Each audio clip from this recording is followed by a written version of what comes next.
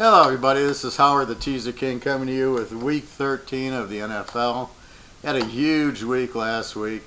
I was 17-1 going into Sunday's action, and my big games were like 5-1 on Sunday. My only loser was Jacksonville, and then I had a small Philadelphia over/under. I think it was over with Seattle over. They each lost by a few points, but the real games went, I think it was 7-1 last week, hitting obviously the 3 on the video, and San Diego and Cincinnati. It's great just picking against Cleveland every week, very easy. I'm just going with what I think's right. Just a huge week. I had one customer, he says, damn, I don't play every week with you, and then it seems like the week I don't play, you really clean house. And I said to him, every game I'm picking, I'm thinking is going to win. I have 5 or 6 methods I use for every game. It's the same picks every week, the same thought process, the same everything, what you see on the videos, Detroit, Cincy, and Baltimore. It's the same. I pick that type of mentality every week with every pick. Sometimes there's rain delays, there's injuries, the quarterback gets hurt. You can't control it. Otherwise it'd be 100%, which you can't do. So, just that's what happens. But the picks are the same every week. This week's picks are the same thought process and mentality. They need the game. If they're going for playoffs. That's what I try to do with every week I play. Sometimes you overvalue teams, sometimes you undervalue teams. Like all of a sudden, Blaine Gabbert's lighting it up on Arizona. Where's that been? I mean, he's not a good quarterback. How they beat Jacksonville, I don't know, but I would bet. Again, am I overvaluing Jacksonville? Great defense. Blake Bortles is terrible. Leonard Fournette from LSU is injured with his ankle that he was injured with last year. So how good a team are they? And yet they'll kill Pittsburgh at Pittsburgh.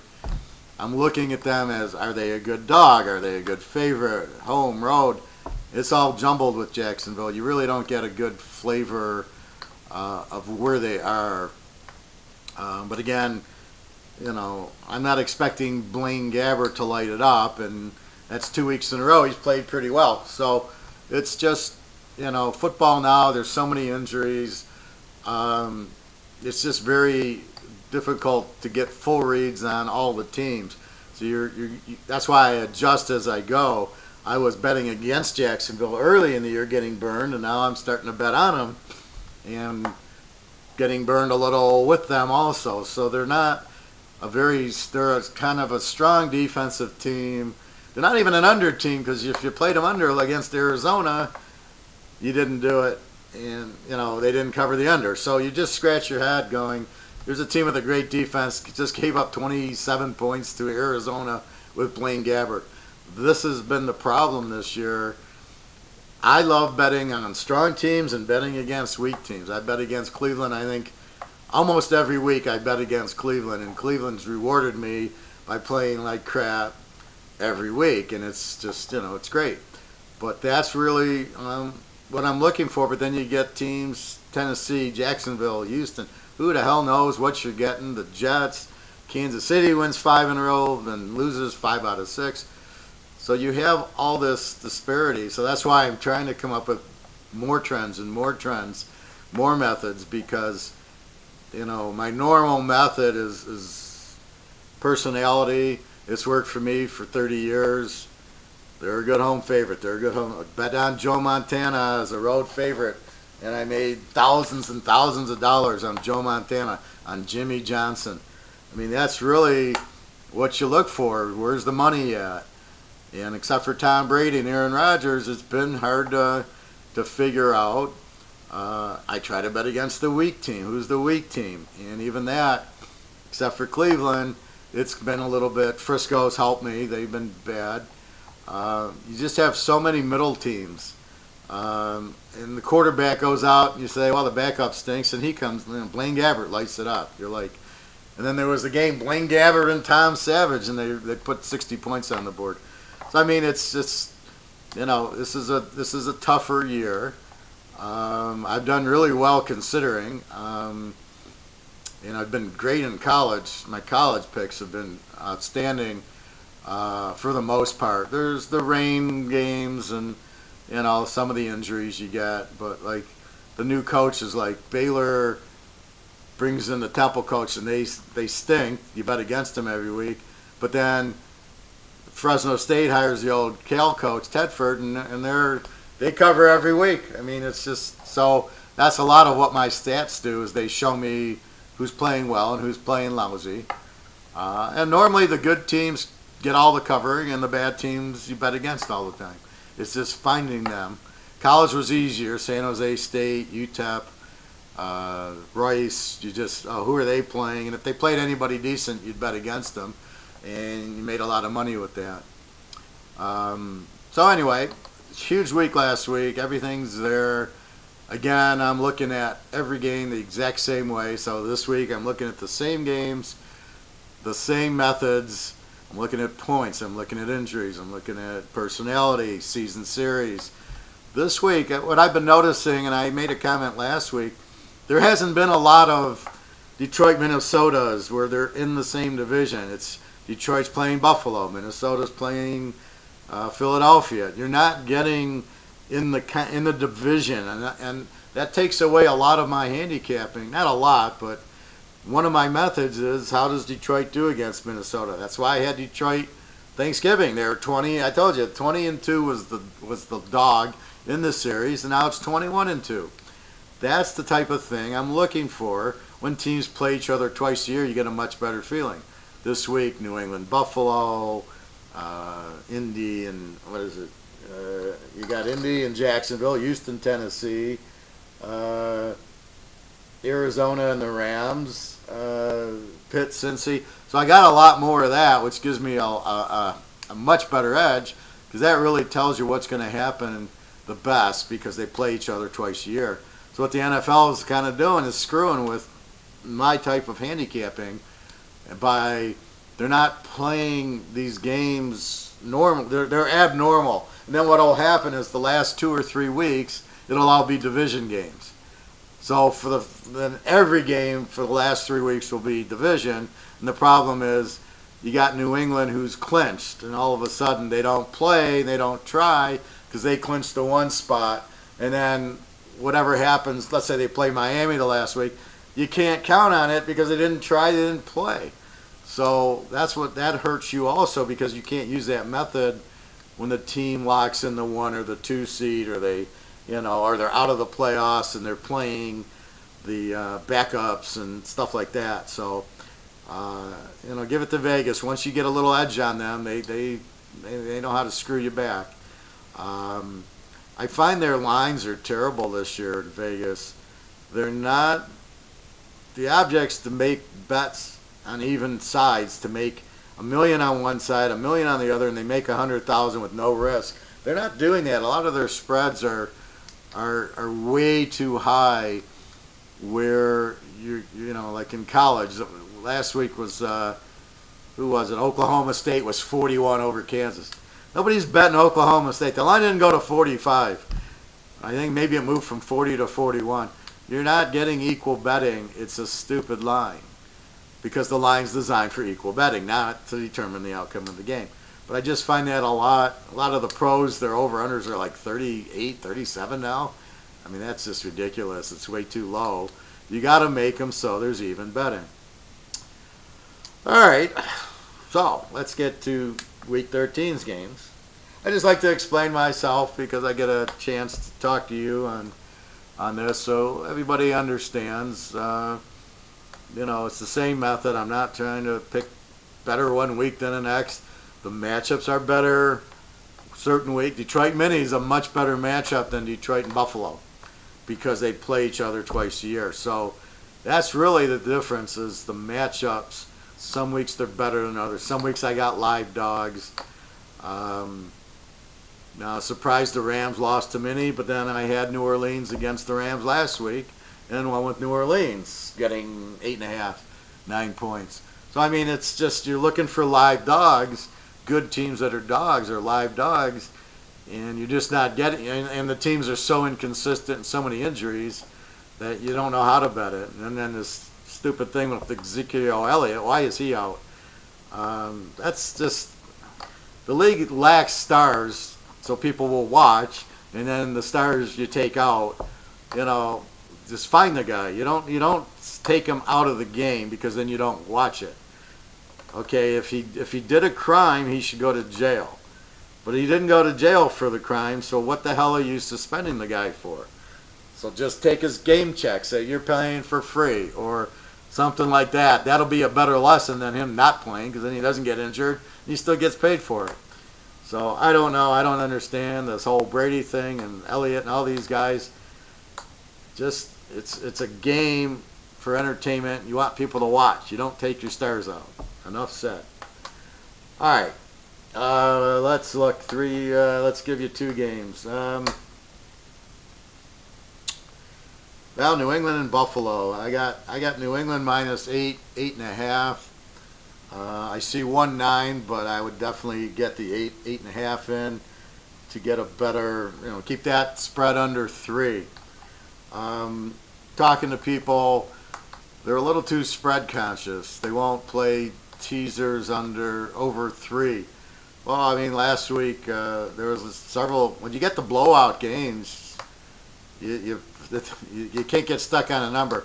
If it's 2 really good teams and the spread's, let's say 10, then you take the dog. But if a strong team is playing a weak team and the spread's 12 and you go lay 6, there's nothing wrong with that. I mean, if you think the team's going to win and they're going to win by 20, play the game, lay 6 points.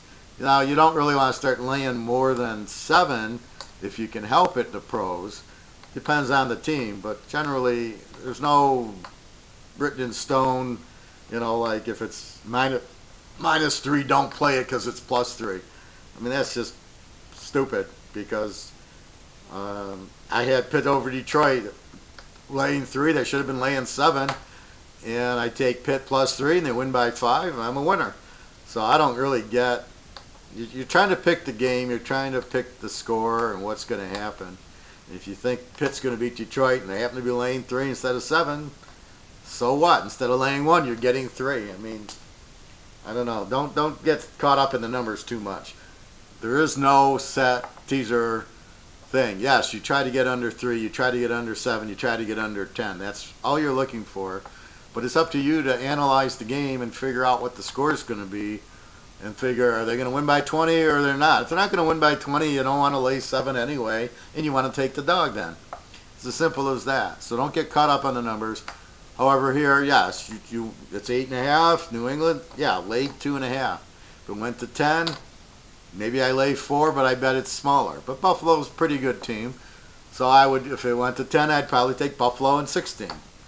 But again, the spread makes the bet. The better the spread, that turns into a lock. So let's look at New England and Buffalo. New England as the favorite in the series is 15-5. New England is 4-1 in Buffalo, 9-2 in Buffalo the last 11. This is what you're looking for. You have a head-to-head trend. New England, Buffalo, they play each other twice a year. You see how New England plays in Buffalo, and that's what you're using to forecast what the outcome will be. You've got to use something. You can't just throw darts and have a monkey pick it. Although I think some people are doing that. Let's look at New England. New England, against the number this year, are 8-3, but they're 5-0. Now here's why you do trends. They're 3-3 as a home favorite. They're 5-0 as a road favorite. And they haven't been a dog. And if you get New England with Tom Brady as a dog, you bet your house on it. So New England's 5-0 as a road favorite. Buffalo's a home dog, 1-1. They're not a home dog often. They're 3-0 as a home favorite, but we don't care. That means they're playing weak teams. Here they're playing a strong team, and they're just average as a home dog. So you have a series where New England's the better team. New England is 9-2 in Buffalo, 15-5 as the favorite. They need the game because they want the 1 seed, and they're tied with Pitt. And they lose, their Pitt wins, then they're not going to be the 1 seed. So that's what you're looking for. So you want New England. Brady's fine. You have some injuries on New England, but you have injuries on Buffalo also. Let's go back to 16. New England, 13-0 as a road favorite. 25-5 overall in a teaser is New England. 6-7 against as a road favorite. Buffalo, 3-2 as a home dog. 3-2 against as a home dog. So it's not like they're a home dog and they're 5-0 and they get fired up and they win every game as a home dog. It's all matchups. Tom Brady comes in. Tom Brady gets the W. Let's go back to 15. New England, 18-3 as a road favorite.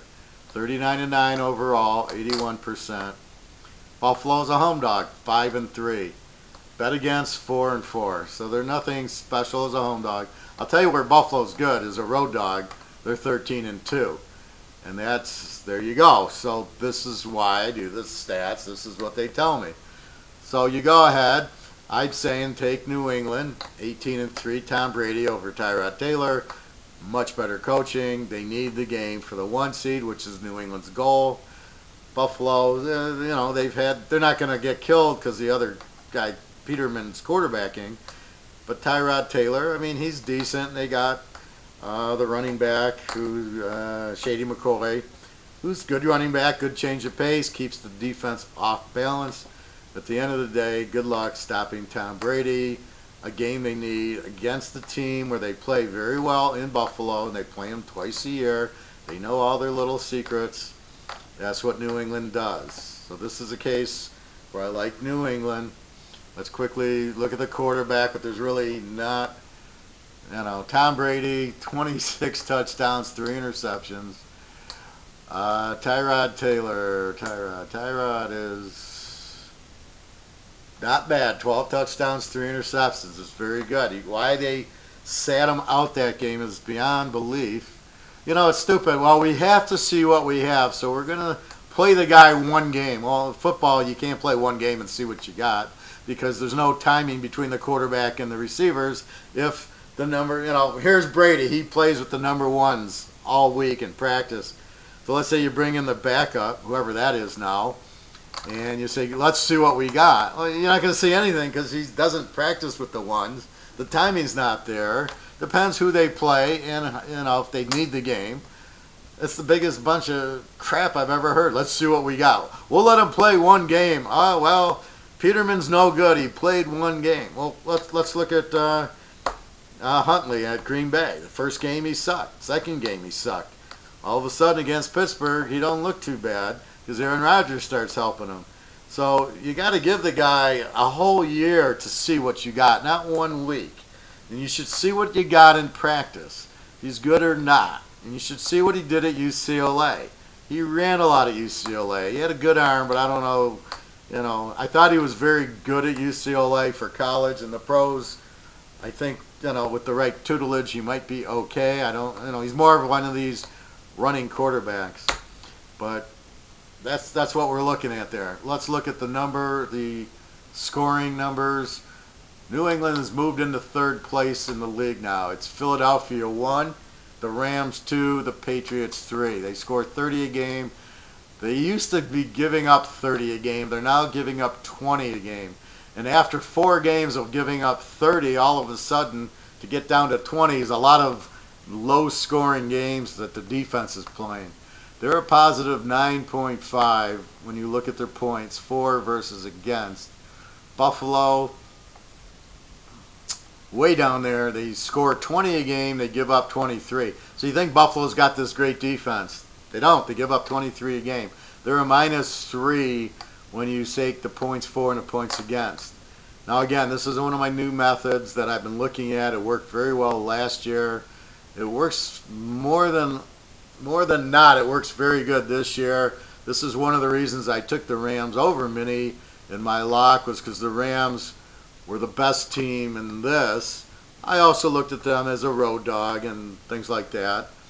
But when you look at it like that, so Buffalo's a -3 New England's a plus 9.5. That's 12, 13. So New England's 13 points better, just an average, but the defense has been playing much better. And you're only going to lay 2.5 in this game. So you're plus 11 just in the points. And then the difference in college, you can't really go by it because they play such weak teams. You know, you play Rice and then you play Ohio State, your stats are going to be all screwed up. Here, everything's the pros, except for Cleveland. They're all fairly good teams. So you can't really, so you can look at the points and go, yeah, okay. So again, New England's got the better defense by 4 points. They got the better offense by 9 points. You know, so there you go. You have the much better team in a game where they normally win in Buffalo, and that's what you're looking at. So again, this is the pick based on all this information I have that I know how to use. You got Tom Brady. You got him. Do they need the game? Absolutely. For 1 seed. Buffalo, they're a decent home dog. They're nothing great. So, I mean, this is how you pick, right? So there's the pick. Now, if the game loses, was the pick good? Yeah. You getting a good trend? Absolutely. You know, New England's 13-0 as a road favorite. So if they lose, they lose. But how else do you come up with picks? I'm still scratching my head. I'm still looking for new methods. But this is the way I pick, and it's been very successful for, since 1977. So we can go, you know, it's been tested for a long time, but I have come up with new methods. Game number 2, who should we give you?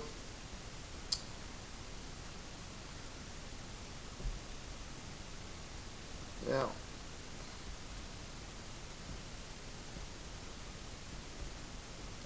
Let's go Pitt and Cincinnati, the Monday night game. I got Pitt laying 5.5. As far as I know, they're fairly healthy.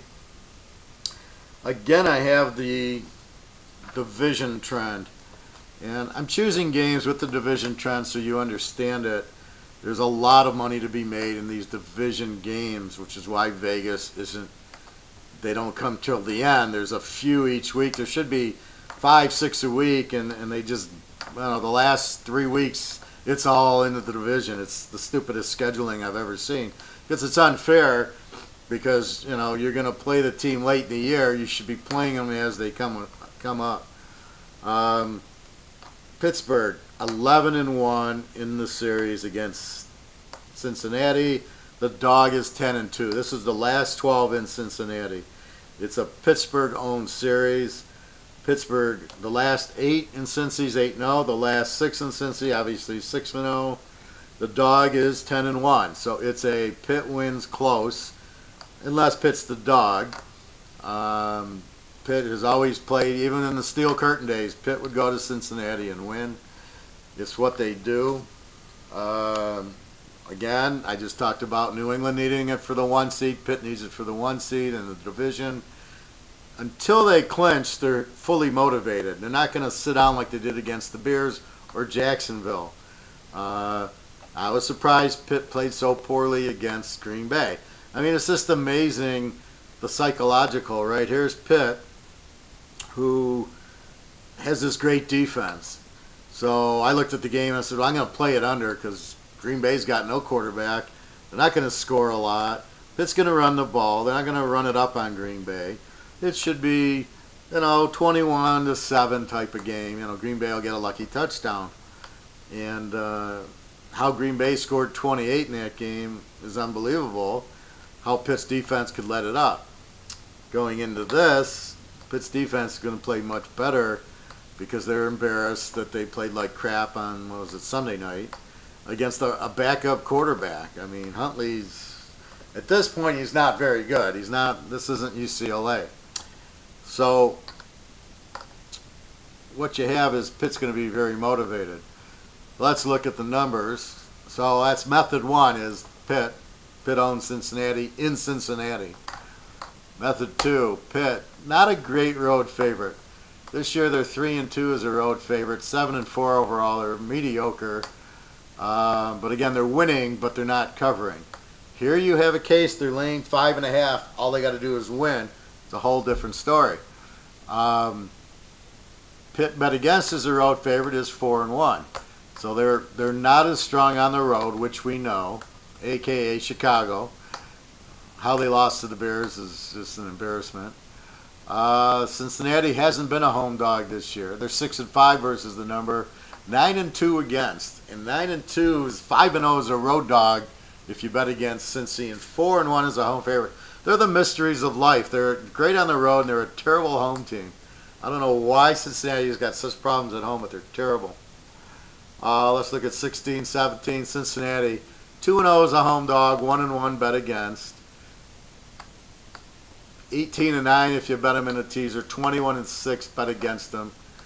Again, 9-0 is a road dog, so as a dog they're 10-1 against. Pittsburgh 8-5 is a road favorite. 9-4 bet against. Pittsburgh's not a great road favorite. We know this, but here you're asking them just to get the W. They need the game, especially no matter what New England. If New England wins, they have to win it. If New England loses, they have to win it for the 1 seed. So Pitt will be where they need to win it. Let's go back to 15. Pitt 11-6 is a road favorite.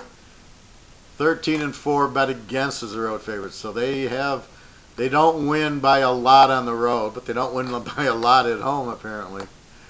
Cincinnati 3-0 as a home dog. 2-1 bet against as a home dog. Now look at Cincinnati on the road. They're 10-3 as a road dog. 11-2 bet against as a road dog. So Cincinnati plays a lot of close games and loses them, basically. Let's see if we can get anything.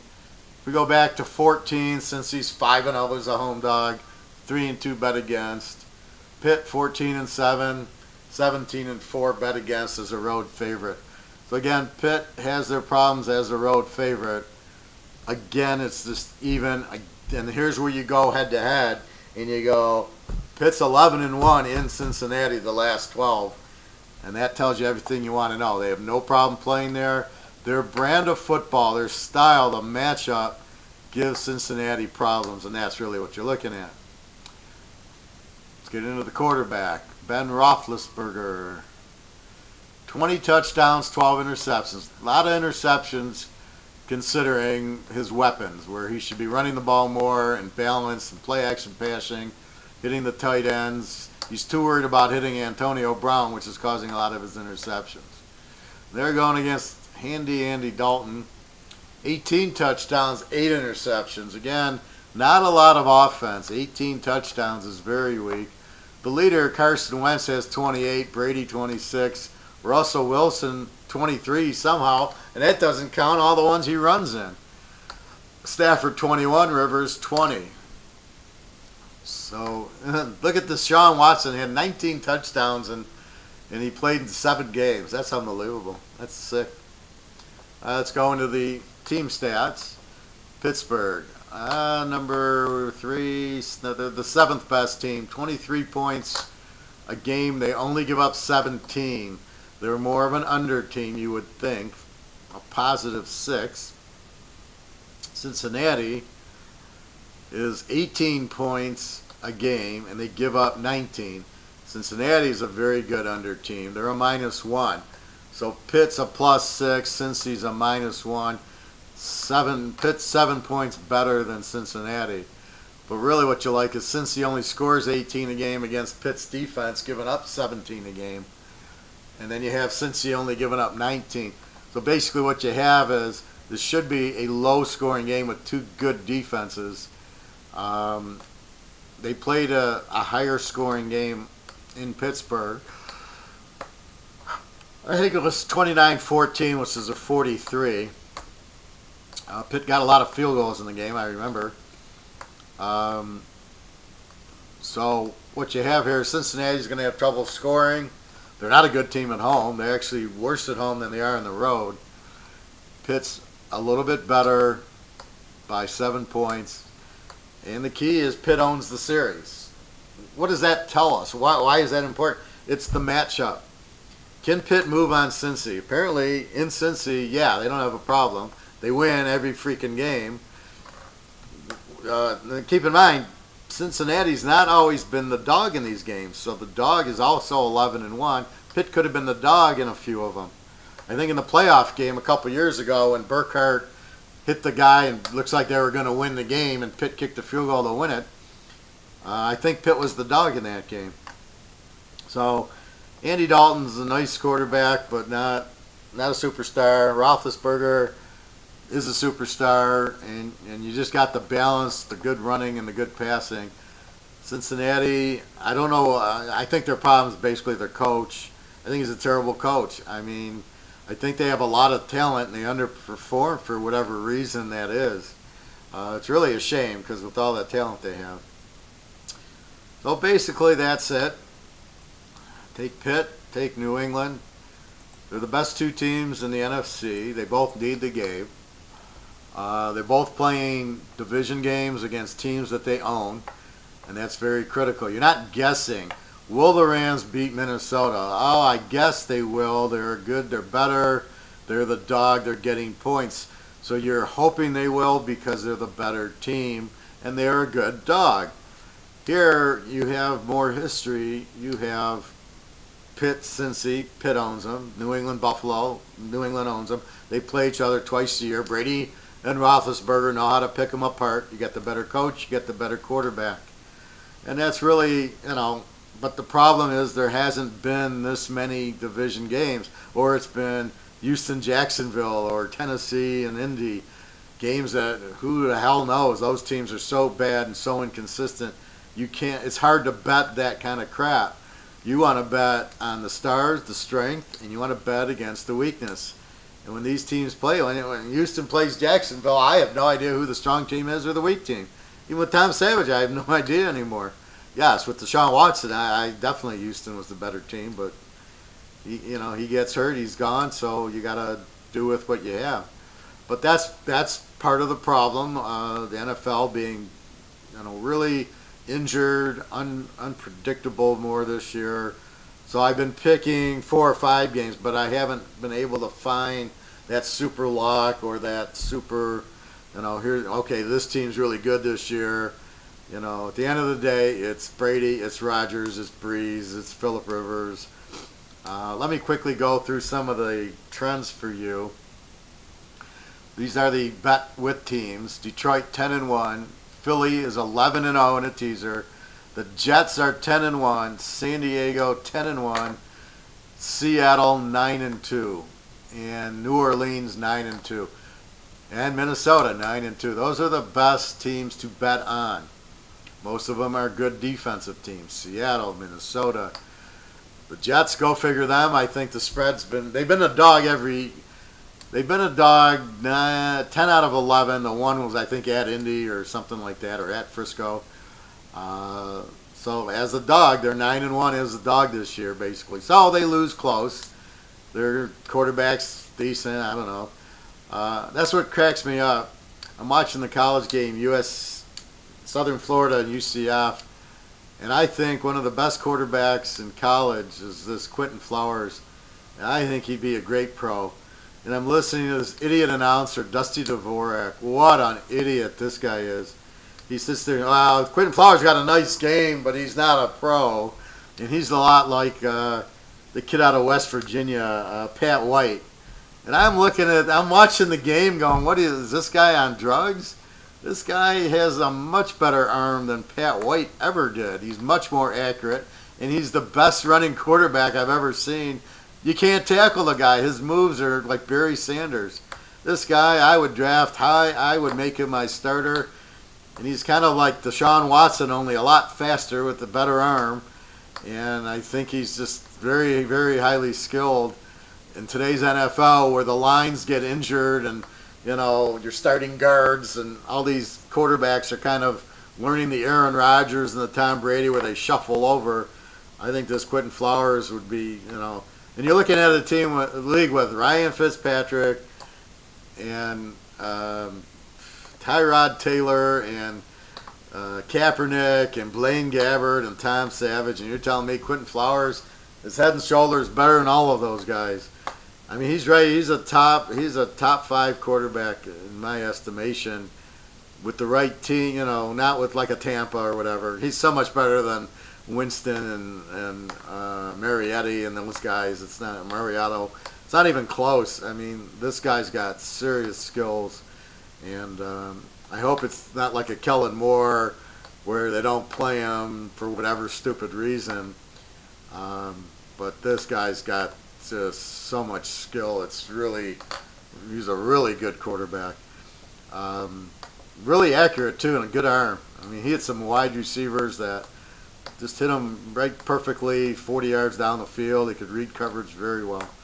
Anyway, when I heard Dusty Dvorak said that, I lost my mind. Like, this guy's an idiot. Who is Dusty Dvorak to say how good a pro quarterback is when you got Ryan Fitzpatrick in the freaking league? You know, it's like half the quarterbacks are better than that guy that in college that don't even get a chance in the pros. It's so stupid. Anyway, so that's what you're looking at as the quarterback. And let's go to the bet against trends. Tampa Bay 9-2, Atlanta 9-2, the Giants 9-2, Cincinnati 9-2, Cleveland 11-0, solid. Miami 10-1, Oakland 9-2, Denver 10-1. So what happens with Denver is they're overspread because they won the Super Bowl 5 years ago, and they were a playoff team 3 years ago and 2 years ago, and last year they sucked.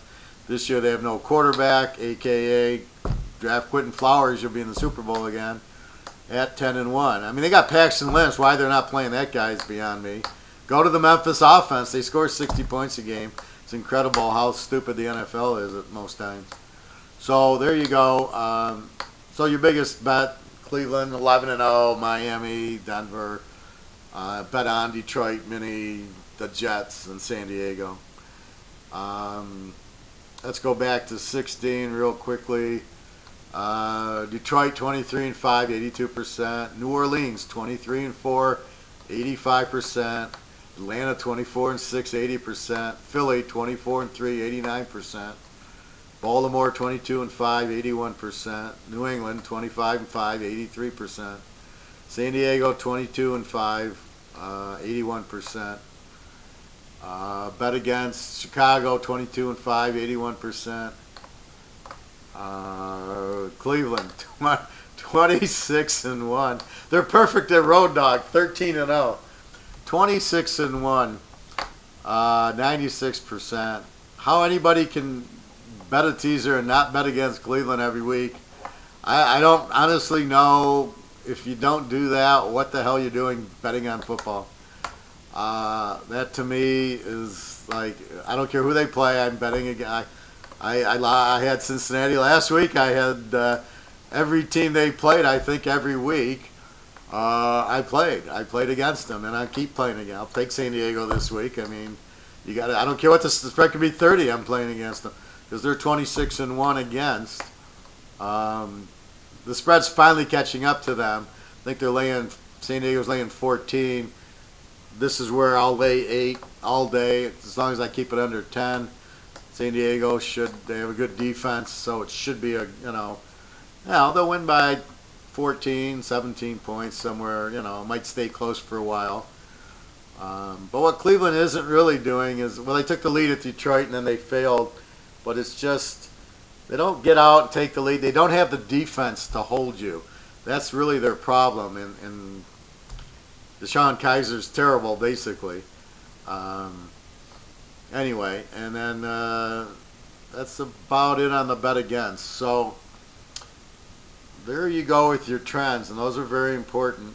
Then you get into the individual trends, like Jacksonville 10-2 is a road dog. New England, I told you, 13-0 is a road favorite. San Diego 10-1 is a road dog. All that kind of stuff. That's where you got it. The Bears 11-1 is a road dog against, but 10-1 is a home dog for. So wherever Chicago's the dog, if it's at home, you bet them. If they're on the road, you bet against them. Cleveland 13-0, bet against. So that's really what you're looking for.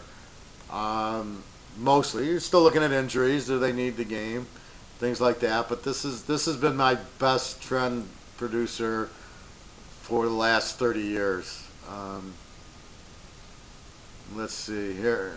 We'll get into the quarterbacks. let's look at Cleveland. Where's my man? Where's Deshaun Kaiser? Here he is. 5 touchdowns and 14 interceptions.